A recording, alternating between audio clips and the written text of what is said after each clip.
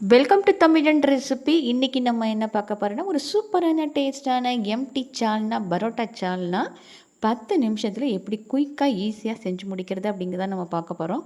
ரொம்பவே டேஸ்ட்டாக இருக்கும். இட்லி, தோசை, சாதம், கீ ரைஸ் எல்லாத்துக்குமே இந்த சால்னா ரொம்பவே சூப்பராக இருக்கும். நம்ம சேனலை சப்ஸ்கிரைப் பண்ணாதவங்க சப்ஸ்கிரைப் பண்ணிக்கோங்க. எப்படி செய்யலாங்கிறத பார்க்கலாம்.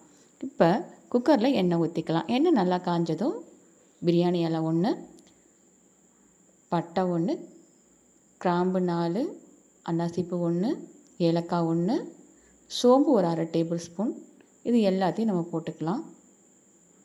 கசகசா ஒரு 1/4 டேபிள் ஸ்பூன் கூட நம்ம போட்டுக்கலாம் வாசத்துக்காக.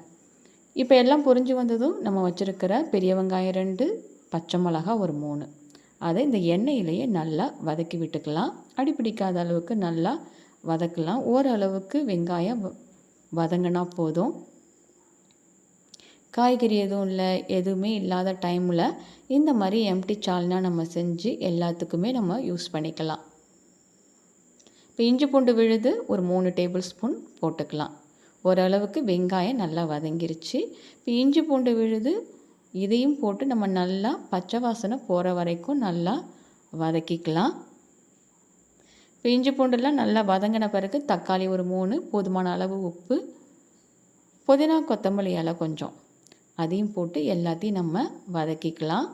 அடி பிடிக்காத அளவுக்கு மீடியம் ஃப்ளேம்லேயே வச்சு நீங்கள் இந்த மாதிரி வதக்கிக்கோங்க. ரொம்பவே டேஸ்ட்டாகவும் இருக்கும். எல்லாத்துக்குமே நம்ம யூஸ் பண்ணிக்கலாம்.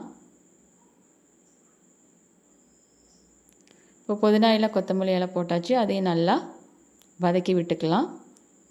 இப்போ இந்த கேப்பில் நம்ம என்ன பண்ண போகிறோன்னா, மிக்ஸி ஜாரில் 1/4 கப் தேங்காய், நிலக்கடலை ஒரு 1/2 டேபிள் ஸ்பூன், பொட்டுக்கடலை ஒரு 1/2 டேபிள் ஸ்பூன் போட்டுக்கலாம்.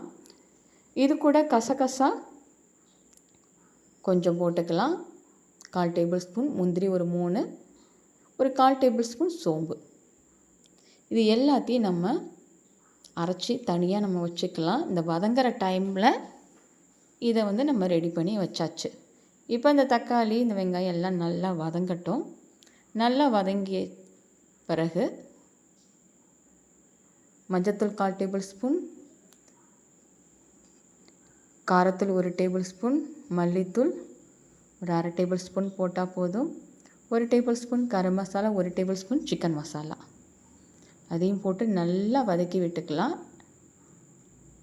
அடிப்பிடிக்காத அளவுக்கு மீடியம் ஃப்ளேம்லேயே வச்சு நல்லா வதக்கிக்கலாம். இந்த மசாலா வாசனைலாம் போன பிறகு நம்ம அரைச்சி வச்சுருக்கிற இந்த தேங்காய் பேஸ்ட்டை இது கூட போட்டு இதையும் நல்லா நம்ம வதக்கி விட்டுக்கலாம்.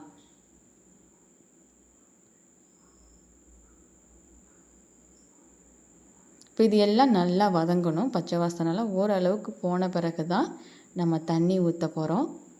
இந்த பொட்டுக்கடலை, நிலக்கடலைலாம் போடுறதுனால திக்னஸ் அதிகமாக கொடுக்கும் நமக்கு. அதனால் ரொம்பவும் கட்டியாக இல்லாமல் கொஞ்சமாக நம்ம ஓரளவுக்கு தண்ணி ஊற்றினா நம்ம போதும். ரொம்ப கட்டியாக வேணும் அப்படின்னா தண்ணி கம்மியாக ஊற்றிக்கலாம். ஓரளவுக்கு தண்ணியாக வேணும் அப்படின்னா தண்ணி கொஞ்சம் எக்ஸ்ட்ரா ஊற்றிக்கோங்க. இப்போ நம்ம அரைச்சி வச்சிருந்ததுலேயே இருக்கும், அதனால் அதையும் கொஞ்சம் கலந்து தண்ணி ஊற்றியாச்சு. நான் ஒரு 2.5 கப்பு நான் தண்ணி ஊற்றிருக்கேன். இப்போ எல்லாத்தையும் நல்லா மிக்ஸ் பண்ணி விட்டுக்கலாம். இது நல்லா மிக்ஸ் பண்ண பிறகு ஒரு 2-3 விசில் நம்ம வச்சே எடுக்க போகிறோம். ஒரு 3 விசில், கரெக்டாக 3 விசில் வச்சுக்கோங்க. 3 விசில் விட்டு நம்ம எடுத்து பார்த்தோம் அப்படின்னா நமக்கு ரொம்ப டேஸ்டான, குயிக்கான, ஈஸியான எம்டி சால்னா, பரோட்டா சால்னா ரெடி ஆகிட்டு, லாஸ்ட்டாக இறக்கும்போது கொத்தமல்லி இலை, புதினா இலை போட்டு இறக்குனீங்க அப்படின்னா நல்லா வாசமாகவும் இருக்கும், டேஸ்ட்டாகவும் இருக்கும். பிரியாணிக்கு, கீ ரைஸு எல்லாத்துக்குமே ரொம்பவே சூப்பராக இருக்கும். கண்டிப்பாக நீங்களும் ட்ரை பண்ணி பாருங்கள். ட்ரை பண்ணி பார்த்துட்டு எப்படி இருக்குங்கிறத நமக்கு கமெண்ட்டில் சொல்லுங்கள்.